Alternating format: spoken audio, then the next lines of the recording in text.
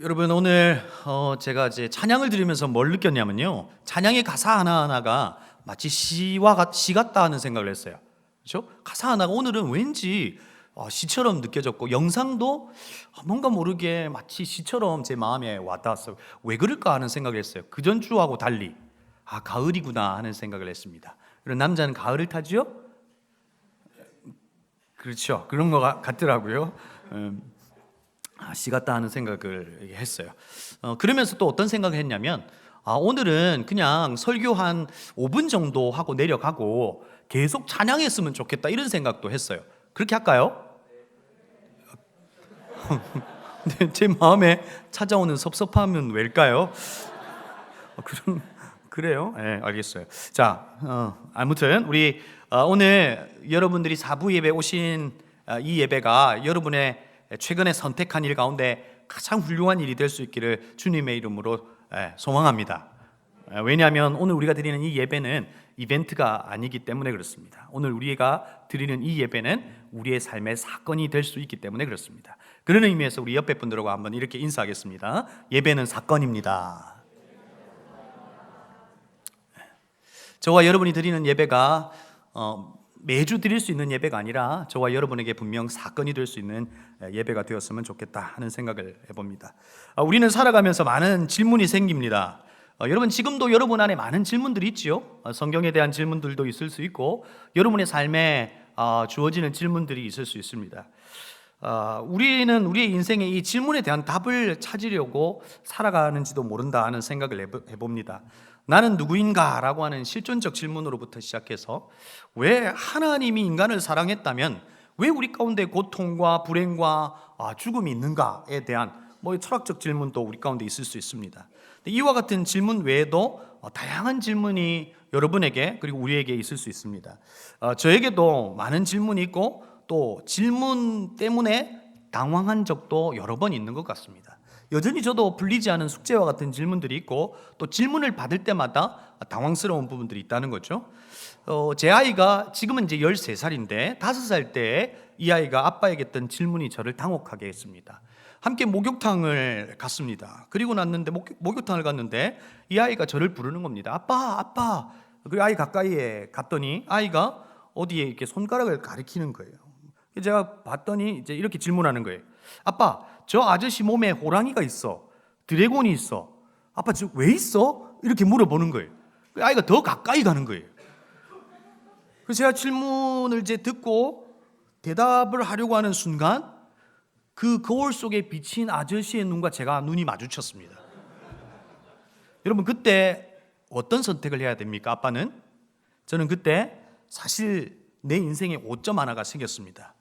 물론 목숨은 건졌습니다. 아들이 제 아이가 맞지만 아들이 아닌 척하고 돌아갔습니다. 이 아이가 던졌던 그 질문 하나가 저를 아주 난감하게 했던 기억이 생각이 납니다. 그런데 여러분 사실 인류사에도 많은 질문이 던져졌습니다. 그런데 재미있게도 이 세상을 바꾼 것이 이 세상이 우리에게 던져주는 정답, 답이 아니라 질문이었다 하는 생각을 하게 됩니다. 왜 사과는 아래로 떨어지는가? 라고 하는 뉴턴의 질문이 지구 중력의 존재를 알게 된 겁니다. 그렇지 않습니까? 또 태양이 움직이고 있을까? 아니면 지구가 움직이고 있을까라고 하는 이 코페르니쿠스의 질문은 지구 중심의 우주론, 이 천동설을 뒤집어 엎어 놓았습니다. 그러니까 질문으로부터 우리는 사실은 이 세상이 바뀌었다 이렇게 말할 수 있습니다. 여러분 우리가 있는 이 신앙도 마찬가지입니다. 질문이 없었다면 여전히 여러분은 계단을 오르면서 여러분의 업보를 쌓아 구원에 이를 수 있도록 애써야 할지도 모릅니다. 그러나 루터가 피텐베르크 성당에 붙였던 95가지의 질문으로부터 사실은 종교개혁이 시작되었고 그 질문으로부터 우리의 구원은 우리의 어떤 노력이 아닌 믿음으로 구원받는다라고 하는 것을 답을 얻게 된 것입니다. 그런 의미에서 세상을 바꾼 것은 정답이 아니라 질문이다 이렇게 알 수 있는 거죠. 이런 생각 속에서 그러면 성경 속에는 이와 같은 질문들이 없을까 하는 궁금증이 생기게 됐습니다. 성경 속에도 사실상 많은 질문이 있다는 것을 알게 됐습니다. 여러분, 하나님께서 우리 인류에게 하셨던 첫 번째 질문이 뭔지 아십니까? 그러니까 인간들에게 하셨던 하나님이 우리를 향한 질문, 첫 번째 질문이 여러분 뭘 것 같습니까? 어떤 질문이었죠?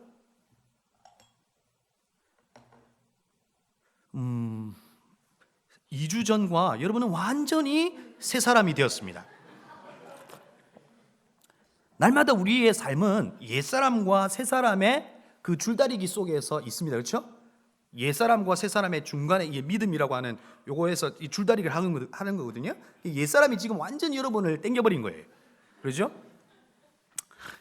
여러분, 하나님께서 인류에게 하셨던 첫 번째 질문은 뭐냐면 아담에게, 죄를 지은 아담에게 네가 어디 있느냐라고 하는 질문을 하셨던 거죠. 그리고 여러분, 우리가 이 교회라고 하는 말이 나올 수 있었을 때도, 이 교회라고 하는 이 단어가 나왔을 때도 사실은 예수님의 질문이 있었죠. 베드로에게, 제자들에게 어떤 질문을 하셨습니까? 나를 누구라 하느냐라고 하는 그 질문을 하신 거예요. 그리고 그 질문 가운데에 주는 그리스도시요 살아계신 하나님의 아들이라고 하는 그 고백 가운데 교회가 세우시겠다고 말씀하시고, 사실 오늘의 이 땅의 교회는 바로 그 고백 위에 세워진 것이다, 이렇게 말할 수 있는 겁니다. 여러분, 저는 청년부 예배를 드리면서 올해 12월 말까지 한 중간에 한두 번 정도는 바뀔 수 있겠지만 성경에 나타나 있는 이 질문을 가지고 여러분과 함께 나누어 보려고 합니다. 왜 그런 거 아니? 성경에서 던지고 있는 이 질문은 우리와 상관없는 질문이 아니라 여전히 우리에게도 주님 앞에 던질 수 있는 질문이더라는 것입니다. 그래서 이 질문에 대한 답을 찾으면서 우리의 생각을 좀 정리해보고 정말 진리가 무엇인지를 한번 생각해 보았으면 좋겠다 하는 생각을 해봅니다. 오늘의 질문은 예수님과 제자들 사이에 일어났던 질문입니다. 2000년이 지난 오늘 이 현대를 살아가는 저와 여러분에게도 이 질문이 있을 수 있습니다. 이것은 일에 관련한 질문입니다. 이 노동, 내가 무언가를 해야 된다라고 하는 바로 그에 대한 태도 속에서 주님께서 우리에게 진짜 중요한 일이 무엇인지를 알려주고 있는 겁니다. 여러분 일하고 계신 분들 계시죠? 직업을 가지시고 일하고 계신 분들이 계십니다. 여러분, 일을 하면서 여러분 늘 행복감을 느끼십니까? 그 안에서 날마다 즐거움을 느끼세요? 지금 한 분은 고개를 막 이렇게 흔드세요. 여러분, 지금 여러분은 예배를 뭐 하고 계세요? 드리고 계시죠? 저는 지금 뭘 하고 있어요? 전 일하고 있잖아요, 지금. 안 그래요? 저는 지금 노동하고 있어요. 그렇죠? 그렇게 볼 수 있잖아요. 그런데 여러분, 오늘 우리가 여러분 드리는, 하나님 앞에 드리는 예배가 저와 여러분에게 노동이 되지 않길 바랍니다. 그런데 이렇게 말할 때 노동의 의미는 무엇입니까? 여러분, 하나님께서 일하셨습니다. 6일 동안 일하시고 그리고 7일째는 쉬셨습니다. 그런데 하나님이 7일째도 쉬셨습니까? 아니에요. 인간에게는 쉼을 주셨지만 그분은 여전히 이 온 우주와 만물을 다스리시는 일을 하고 계신 겁니다. 다시 말해, 일은 고귀하고 존귀한 것이지만 우리 인류사에 죄가 들어옴으로 말미암아 우리는 그 일에 대하여 수고하고 애써야 우리의 몫을 차지할 수 있는 상태가 되었다는 겁니다. 그래서 제가 노동이라고 하는 일에 대한 이야기를 할 때마다 우리의 생각 속에 부정적인 생각이 있는 이유가 바로 이와 같은 이 노동에 대한, 일에 대한 생각 때문에 그렇다, 이렇게 말할 수 있는 겁니다. 물론 우리의 이 기독교사 가운데 우리의 일, 우리의 이 노동에 대한 생각을 바꾸었던 이들도 있습니다. 13세기 토마스 아퀴나스는 일에 대하여 이 일은 청지기적 삶의 수단이다 라고 하면서 그 일의 의미를 다시금 우리에게 이야기해 주기도 했습니다. 그리고 루터는 우리에게 일에 대하여 무엇이라고 말씀하셨습니까? 여러분, 루터는 일, 이 콜링, 이 부르심, 다시 말해서 우리가 하는 이 일은 하나님께서 우리를 부르시고 하나님을 나타내기 위한 부르심의 자리라고 우리에게 이야기해 주었습니다. 그러니까 일의 의미를 달리 설명한 것입니다. 그럼에도 불구하고 여전히 우리는 노동을 하면서, 일을 하면서 고통스럽습니다. 그리고 일을 하지 않으면서도, 일을 하지 않을 때도 여러분 어떻습니까? 마음에 할렐루야가 외치십니까? 불안하지 않습니까? 일을 하지 않고 있을 때도 우리는 여전히 불안한 상태인 우리의 모습을 보고 있는 겁니다. 이와 같은 상태인 예수의 제자들이 오늘 예수님에게 나와 질문을 던진 겁니다. 여러분, 언제 질문을 던지는 겁니까? 여러분, 25절 요한복음, 오늘 우리가 읽었던 성경 말씀 6장을 좀 펴놓으시고, 그리고 앞뒤 성경을 보면서 봤으면 좋겠다 싶습니다. 여러분, 25절 말씀에서 예수님께 제자들이 어떻게 질문하냐면 이렇게 질문합니다. 라비여, 언제 여기 오셨나이까? 라고 질문합니다.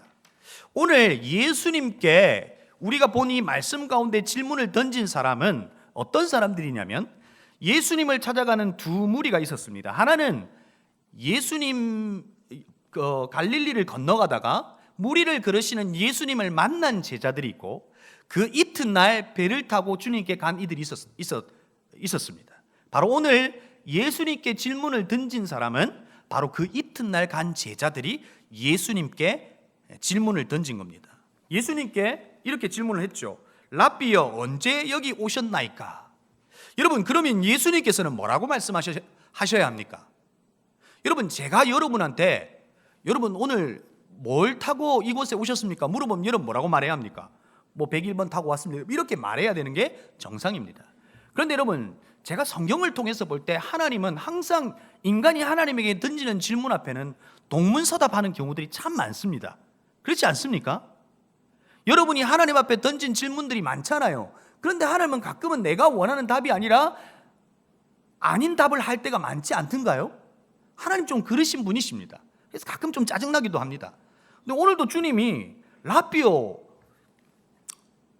어떻게 언제 왔냐고 물어봤을 때 주님께서 뭐라고 말하냐면 내가 물 위를 걸어 이곳에 왔다, 이렇게 말해주면 될 것 같은데 26절에서 주님께서 뭐라고 말씀하십니까? 26절에서 이렇게 말씀하십니다. 내가 진실로 너에게 이르노니 너희가 나를 찾는 것은 표적을 본 까닭이 아니요 떡을 먹고 배부른 까닭이노라. 썩을 양식을 위하여 일하지 말고 영생하도록 있는 양식을 위하여 하라. 이 양식은 인자가 너희에게 주리니 인자는 아버지 하나님께서 인치신 자니라. 여러분, 오늘 주님께서 난 이렇게 해서 왔다라고 이야기해야 되지만 주님께서는 뭐라고 이야기하시는 거예요? 나를 찾는 것은 표적을 본 까닭이 아니요 떡을 먹고 배부른 까닭이노라. 이 말은 이 질문을 하고 있는 이 제자들의 마음을 간파하시고 그의 속마음에 대하여 아시고 주님께서 말씀하는 거예요. 야, 너희들이 날 찾은 건 떡 때문이구나. 내가 오병이어의 사건으로 너희를 먹였고 여전히 나는 너의 배부름을 채울 수 있는 분이라고 생각하고 네가 나를 찾아왔구나 하고 말씀하시는 겁니다. 그러면서 뭐라고 말하냐면 썩을 양식을 위하여 일하지 말고, 야, 너희들은 지금까지 너희들이 노동하고 일하고 애쓰고 너희의 구원에 있어서 너희들이 하는 그 어떤 것은 썩을 양식을 위하여 하는 것이다. 그런데 그것 위하여 하지 말고 영생하도록 있는 양식을 위하여 하라 라고 말씀하세요. 여러분, 오늘 이 말씀이 있기 전에 오병이어의 사건이 있었고 예수 그리스도는 당신을 향하여 생명의 떡이라고 말씀하신 거예요. 다시 말해서 썩을 양식을 위하여 애쓰고 노력하고 땀 흘리고 그래서 그것이 나에게 구원을 줄 것이라고 생각하지 말고 영생하도록 있는 양식, 바로 나 예수가 너의 떡이 되고 음식이 되고 음료가 되어라 라고 지금 말씀하고 계시는 거예요. 여러분은 매일매일에 무엇을 먹을까라고 하는 고민을 하시지요? 많이 하시죠? 내일 뭐 드실 거예요? 저는 내일 뭐 먹을 건지 결정했습니다. 저는 족발 먹을 겁니다. 어제 집에 갔는데 그게 너무 먹고 싶었습니다. 그런데 장충동에 엄청 맛있는 데가 있답니다. 같이 가실래요? 여러분, 우리는 사실 이 땅 가운데 한 끼를 먹는 것을 고민하는 것이 아니라 무엇을 먹느냐에 대한 고민과 염려 가운데 있는 것을 보게 되는 거죠. 그런데 여러분, 1세기 이스라엘은 어떤 음식을 먹을까에 대한 고민은 사실 한 것이 아닙니다. 지금의 시대와는 완전히 다릅니다. 다음 끼니가 보장되어 있지 않은 상태였습니다. 여러분, 왜 오병이어의 사건이 일어난 겁니까? 그들이 그의 말씀을 들었지만 그의 끼니를 때울 수 없는 가난한 상태인 때가 바로 그때였다는 겁니다. 로마의 철권 통치로 고생하고 있었습니다. 부패한 귀족들이 그들의 이 재산들을 착취하는 상태였습니다. 성전은 훼손되어 바로 가는 그때에 우리의 배를 채울 수 있는 정치적 그리스도, 바로 그 예수가 자신들의 눈앞에 있는 겁니다. 기적을 일으키면서 우리의 먹을 것을 채워주고 많은 사람들을 선동하여 그들을 이끌고 있으니 그 예수가 나의 배를 채워줄 이라고 생각했던 겁니다. 그래서 그에게 찾아가고 있었던 겁니다. 그리고 그 주님에 대하여 오늘 어떤 질문을 하냐면 바로 28절의 질문입니다. 28절 말씀 함께 읽을까요? 우리 28절입니다. 우리가 어떻게 하여야 하나님의 일을 하는 것이 됩니까? 여러분 한번 보세요. 오늘 주님께서 썩을 양식을 위하여 일하지 말고 영생하도록 있는 양식을 위하여 하라라고 하는 이 답에 대하여 이 제자들은 이 말을 이해했을까요? 이해했을까요? 안 했을까요? 이해 못한 거예요. 이해를 못하고 있고 그냥 자기들이 하고 싶은 이야기를 지금 하고 있는 거예요. 우리가 어떻게 하여야 하나님의 일을 하오리까? 그들은요, 지금까지 자기가 살아왔던 삶의 방식에서 할 수 있는 최선의 질문을 지금 하고 있는 겁니다. 내가 어떤 것을 해서 당신으로부터 내가 떡을 얻을 수 있겠느냐라고 하는 질문을 하고 있는 겁니다. 그런데 여러분, 그 질문 앞에 예수님께서 어떤 대답을 하십니까? 오늘 우리가 기억해야 될 주님의 대답이십니다. 이 질문 앞에 주님은 이렇게 대답하십니다. 예수께서 대답하여 이르시되 하나님께서 보내신 이를 믿는 것이 하나님의 일이다 라고 말씀하십니다. 너희들이 생각하는 그 하나님의 일이 아니라 썩을 양식을 위하여 애쓰고 있는, 너의 구원을 위하여 애쓰고 땀 흘리고 있는 그 수고가 아니라 진짜 하나님의 일은 뭐라고요? 보내신 이를 믿는 게 하나님의 일이라고 말하고 있는 겁니다. 여러분, 주님의 이 대답은 인간이 수천 년 동안 생각과 몸에 스며들어 있는 나도 신에 대하여, 하나님에 대하여 어떤 선을 할 수 있다, 그래서 내가 그 선을 통해서 구원을 얻을 수 있다라고 하는 생각 속에서 한 최선의 질문이기도 합니다. 그런데 여러분, 이것은 2000년 전의 질문이 아니라 오늘 우리가 던지고 있는 질문일 수도 있다는 겁니다. 하나님을 위해 수고할 때 그 수고를 통해 얻을 떡이 있다라고 생각하는 우리의 생각도 있지 않습니까? 여러분, 그렇지 않습니까? 좀 솔직해지셨으면 좋겠어요. 여러분, 저도요 열심히 하고 있어요. 그렇죠? 금요일날 상공부했죠, 수요일날도 했죠, 토요일날도 했죠, 오늘 1부 설교했죠, 3부 설교했죠, 4부 설교하죠, 또 뭐예요? 오늘 목장 모임하죠, 저녁에 또 삼공부 인도하죠, 내일은 뭐예요? 저 쉬는 날이잖아요. 근데 쉬지도 못해요. 새벽기도 인도하래요. 새벽기도 하죠? 그래서 좀 쉬려고 그랬더니 내일 또 목사님들 모이는 모임이 있대요. 접대하래요. 또 나와야 돼요. 여러분, 고된 인생 아니에요? 불쌍히 안 보입니까?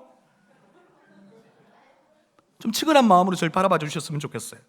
그런데 여러분, 제 마음 가운데도 이 열심 가운데, 이 열심을 통해서 주님이 주실 떡이 있을 것이라고 생각하는 제 솔직한 마음도 있더라는 거예요. 그래서 이 땅에 만들어 놓은 모든 대부분의 종교들이 우리 인간들에 대하여 뭘 요구합니까? 헌신을 요구합니다. 수고를 요구합니다. 여러분, 저는 은혜샘물교회 와서 너무 감사한 게 헌신 예배가 없다는 것이 너무나 감사하다 하는 생각을 해봅니다. 그렇죠? 헌신 예배를 통해서 얼마나 많은 헌신을 요구합니까? 여러분, 주님 없는 헌신은 아무것도 아닙니다. 오늘 사실 그걸 이야기하고 있는 겁니다. 그런데 여러분, 많은 사람들은 내가 무언가를 해야 된다라고 생각합니다. 위대한 문학자이며 위대한 업적을 남긴 해밍웨이가 여러분 왜 죽음을 선택한 줄 아십니까? 그는 작품을 쓸 수가 없었습니다. 그는 할 일이 없었던 겁니다. 그가 존재하는 존재의 이유가 무엇이었습니까? 내가 무언가를 하고 있는 것이 그의 존재 이유였습니다. 그러나 그것을 하지 못할 때 그는 죽음을 선택한 겁니다. 여러분, 그 죽음을 위대한 죽음이라고 할 수 있냐는 겁니다. 그럴 수 없습니다. 우리는 우리가 무언가를 하는 일을 통해 하나님의 영광이 되고 하나님의 기쁨이 될 수 있을 것이라고 생각하고 있다는 겁니다. 그런데 이런 생각을 하고 있는 저와 여러분에게 주님께서 뭐라고 말하는 겁니까? 얘들아, 네가 해야 할 일이 있는데 그것은 지금 네가 하고 있는 그 땀방울과 열심과 노력을 통해서 구원을 이룰 수 있고 하나님께서 우리에게 떡을 줄 것이라고 생각하는 것, 그거 아니야. 네가 해야 될 일은 바로 나를 믿는 거야 말씀하고 있는 겁니다. 사랑하는 성도 여러분, 청년 여러분, 오늘 예배를 드리면서도 두 종류의 사람이 있습니다. 한 사람은 신령과 진정으로 주님과의 깊은 만남과 교절 속에 있는 이들이 있고, 어떤 이들은 노동하고 있는 이들이 있습니다. 열심히 일을 하고 있는 이들도 있을 수 있다는 겁니다. 그리고 그 열심을 통해서 우리는 무엇을 남깁니까? 업적이 있습니다. 여러분, 저도 목사인데요, 업적을 남기고 싶습니다. 저도 막 열심히 해가지고요, 갑자기 막 여기서 막 2배가 되고 이랬으면 좋겠습니다. 할렐루야. 가능성이 없어 보입니까? 그런데 여러분, 곰곰이 생각해야 합니다. 내가 나에게 남겨진 그 업적이 나냐고요. 여러분이 다니고 있는 직장에서 하는 일, 그리고 그 직장이 나인지 한번 생각해 보자고요. S그룹에 다니면 여러분 S그룹에 다니는 사람인 나냐고요. 여러분이 열심히 해서 그 업적을 이루면 그 업적만큼의 크기가 나냐고요. 아닐 수 있다는 겁니다.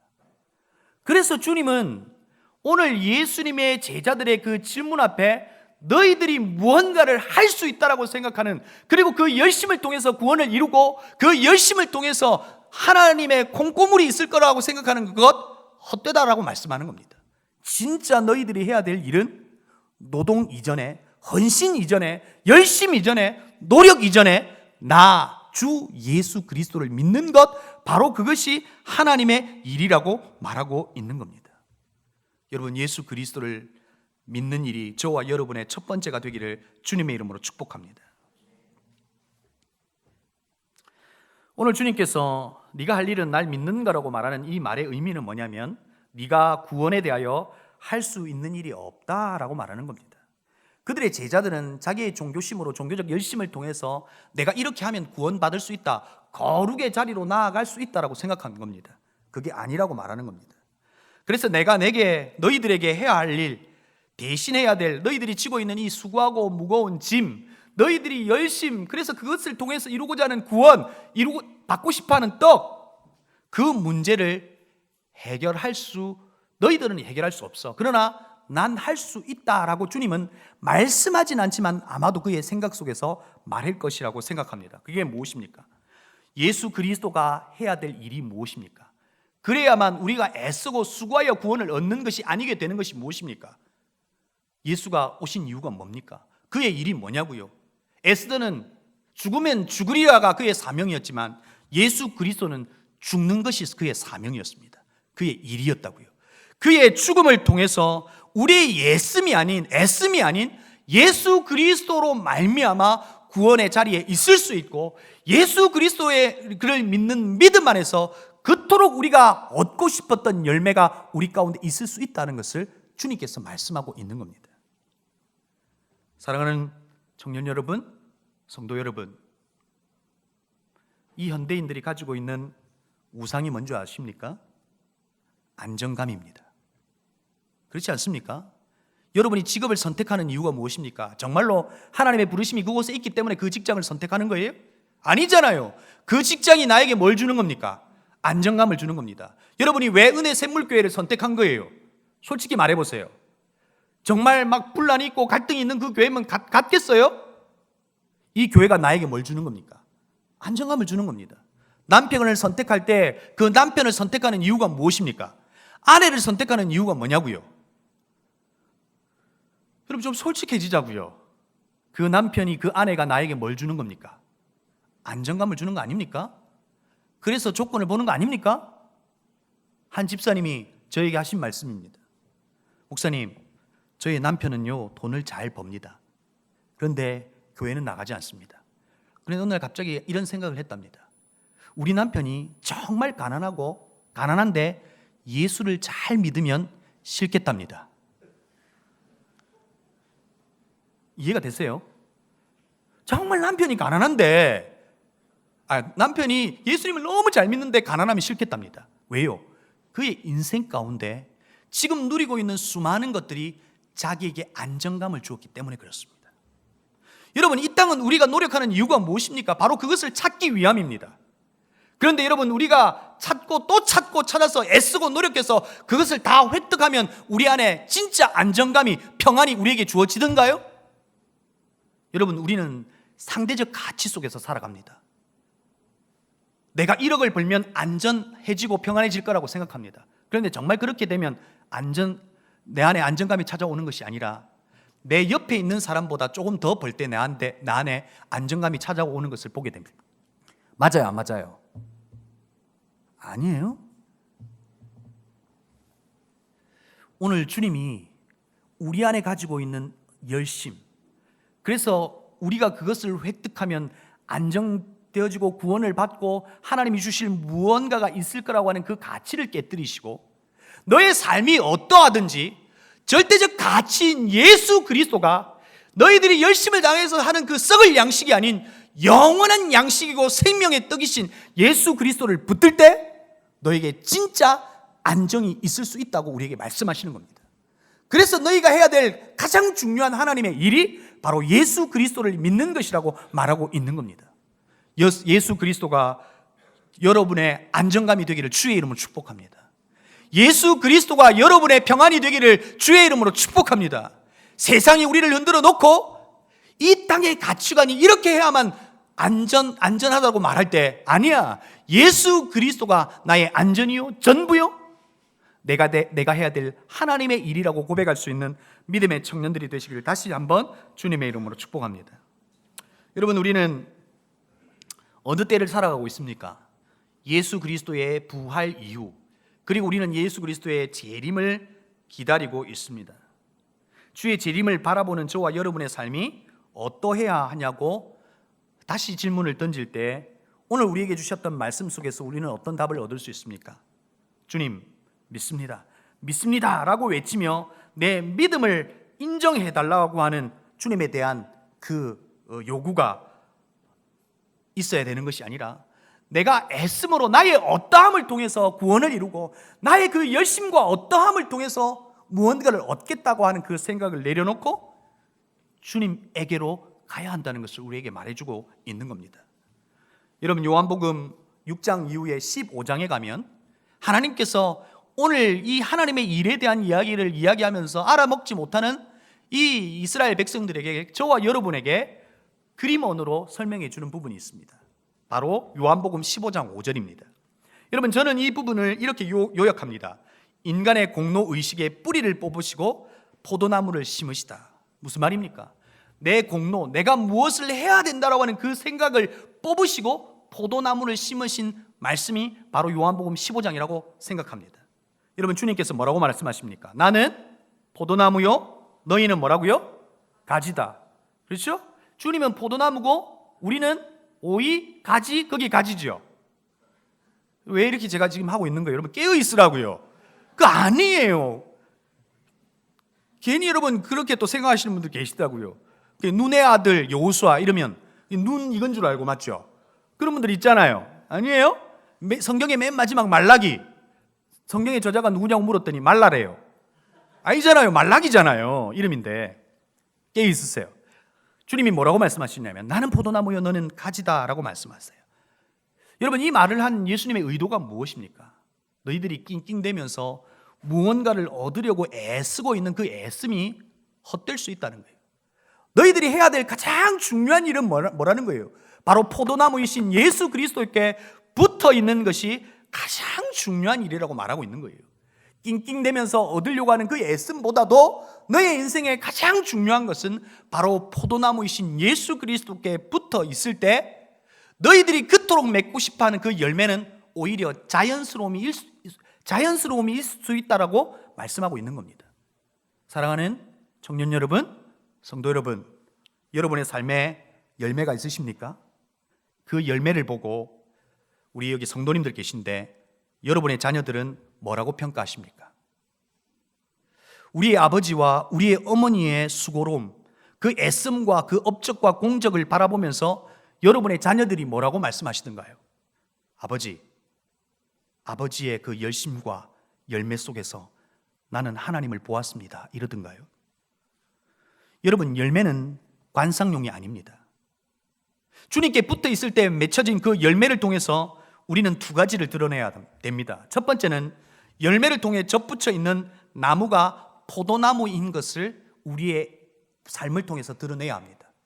우리는 포도나무에 붙어 있는데 사과나무를 맺는다든지 우리가 맺고 싶어 하는 것을 맺고 싶다면 그건 내가 맺는 열매이지 주가 주신 열매는 아닐 수 있다는 겁니다. 바로 우리의 열매를 통해서 예수 그리스도가 누구인지를 드러내야 합니다.